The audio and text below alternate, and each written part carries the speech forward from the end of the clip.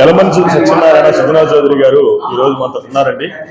ఎన్నికల నేపథ్యంలో ఇప్పటి వరకు కూడా ఆయన ఎన్నికల ప్రచారం చేసుకుంటూ వచ్చారు. డివిజన్ లో పర్యటన ఎలాగుంది, అలాగే ఈ రోజు 11వ తారీఖు భారీ ఎత్తుగా రంగరంగ వైభవంగా ఎన్నికల ప్రచారం చేయబోతున్నారు. వారిని అడిగి మనం తెలుసుకున్నాం. సార్ నమస్తే సార్. అందరికీ తెలిసిన విషయమే, గత 40 రోజులుగా పశ్చిమ నియోజకవర్గంలో ఉన్న ప్రతి ప్రాంతానికి, ప్రతి ఇంటికి రావడానికి అన్ని ప్రయత్నాలు చేశాను. కొండ ప్రాంతాలు ఎన్నో కొండలు ఎక్కాను, ఎన్నో కొండలు దిగాను. పైన హయ్యెస్ట్ పాయింట్ కూడా ఎక్కి అందరితో కూడా నేను వాళ్ళ సాధక బాధకాలు తెలుసుకోవడం జరిగింది. అయితే మన ఈ ఎన్నికల సంగ్రామంలో ఈరోజు ఆఖరి దినం. సాయంత్రం 5 గంటల లోపల ప్రచారం అంతా ముగించవలసిన అవసరం ఉన్నది. కాబట్టి ఇంకొక ప్రయత్నం చేసి, ఎందుకంటే ఈ 40 రోజుల్లో కూడా అనేక ప్రదేశాలకు వచ్చాం, కానీ కొంతమంది వీళ్ళకి కొన్ని మిస్ అయి ఉండొచ్చు, కొంతమంది మేము వచ్చినప్పుడు ఇళ్ళలో ఉండకపోవచ్చు. బ్రాడ్గా అందరికీ కూడా నేను రిక్వెస్ట్ చేసేది ఏంటంటే, ఇప్పుడు నిన్న సాయంత్రం 3 డివిజన్లు కంప్లీట్ చేసాం, 22 మళ్ళీ ఆఖరి క్షణంలో. ఈరోజు మిగిలిన 19 డివిజన్లు కూడా నేను కవర్ చేస్తానికి ప్రయత్నం చేస్తున్నాను. ఎవరైనా కనుక ప్రత్యేకంగా ఏదైనా కనుక మీరు నాకు సలహాలు ఇవ్వాలనుకుంటే, ఏ టైంకి ఎక్కడ వస్తానో ఆల్రెడీ సోషల్ మీడియాలో పెట్టున్నాం. మీరందరూ కూడా దయచేసి రెడీగా ఉండండి. ఒకవేళ మిస్ అయితే మీరు కాగితం రూపేణ అక్కడ మా దగ్గర ఉన్న స్టాఫ్కి ఇస్తే నేను దాని మీద కూడా శ్రద్ధ తీసుకుంటాను. ఏదైనప్పటికీ ఈ సంగ్రామంలో నిజము అబద్ధం, న్యాయం ధర్మం, అన్యాయం అధర్మంకి పోటీ జరుగుతూ ఉంది. కాబట్టి 5 సంవత్సరాలు ఆల్రెడీ ప్రజలు ఒకసారి ప్రయత్నం చేద్దామని, ప్రజాస్వామ్యంలో అది సహజం, ఓటు వేశారు.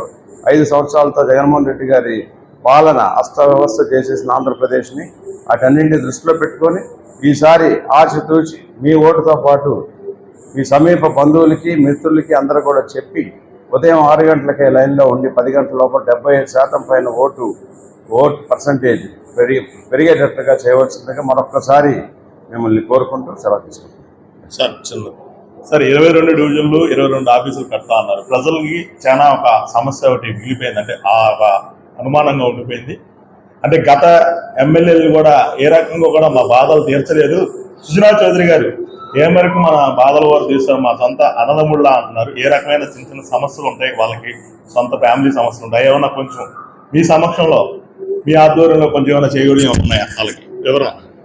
డెఫినెట్గా, ఎందుకంటే పాత చింతకాయ పచ్చడి అయితే కాదు. 22 డివిజన్లలో 22 రిప్రజెంటేటివ్ ఆఫీసులు పెడతాము.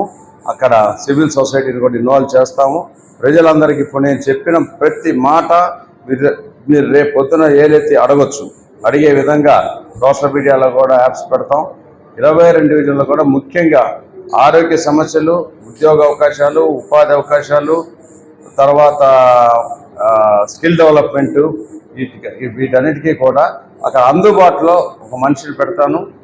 ఎమ్మెల్యే ఆఫీస్ అంటే నడిబొడ్డున ఒక మంచి ఆఫీస్ పెట్టి డేటా సెంటర్ని ఎప్పటికప్పుడు అనలైజ్ చేస్తూ ప్రతి ఒక్కరికి కూడా వాళ్ళ పని అయిపోయినాక పని పూర్తి చేయటం. అంటే ఏదన్నా స్కూల్ అడ్మిషన్లో అప్లికేషన్ కావాలి అంటే అప్లికేషన్ ఇప్పించవచ్చు. అర్హత ప్రకారం సీటు వస్తుందా రావట్లేదా, వాళ్ళకి ఏమైనా అన్యాయం జరుగుతుంటే కనుక మేము డెఫినెట్గా అడ్డుపడతాం.